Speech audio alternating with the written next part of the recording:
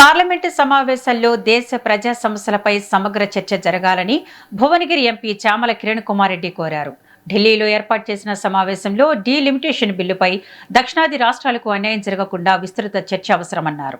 తెలంగాణకు సంబంధించిన పెండింగ్ హామీలను అమలు చేయాలని కేంద్రాన్ని డిమాండ్ చేశారు. రీజనల్ రింగ్ రోడ్డుకు ఆమోదం, పాలమూరు రంగారెడ్డి ఎత్తిపోతల పథకానికి జాతీయ హోదా కల్పించాలని కోరారు. నీట్ ప్రశ్నాపత్రం లీక్పై కేంద్ర విద్యాశాఖ మంత్రి రాజీనామా చేయాలని డిమాండ్ చేశారు. రాష్ట్ర ప్రయోజనాల కోసమే ఈ అంశాలను లేవనెత్తుతున్నామని తెలిపారు. ముఖ్యంగా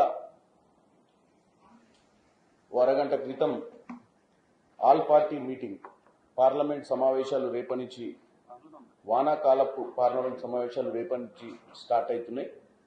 దీనికి సంబంధించి కిరణ్ రిజిజు గారు parliament affairs minister all party మీటింగ్కి పిలవడం జరిగింది. మీటింగ్లో కిరణ్ రిజిజు గారు అన్ని పొలిటికల్ పార్టీస్కి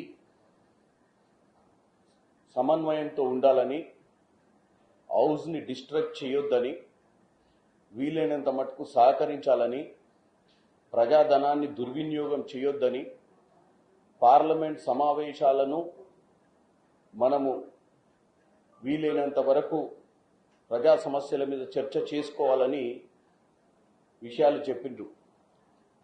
అన్ని పొలిటికల్ పార్టీస్ కూడా ఈరోజు అడిగేది ఒకటే, మేము పార్లమెంట్ సభ్యులం కూడా కిరణ్ రిజిజు గారినైనా, ప్రధాన మంత్రి గారినైనా, అమిత్ షా గారినైనా, బీజేపీలో ఉన్నటువంటి కీలక నాయకత్వాన్ని అడిగేది ఏంటంటే, ఏ సమస్య అయితే ఈరోజు ప్రజలు ఫేస్ చేస్తున్నారో ఆ సమస్యల మీద చర్చ జరగాలని. సమస్యల మీద చర్చ జరగకుండా వాళ్ళకి ఇష్టానుసారంగా వాళ్లకు ఇష్టమైన సబ్జెక్టులు పెట్టకుండా,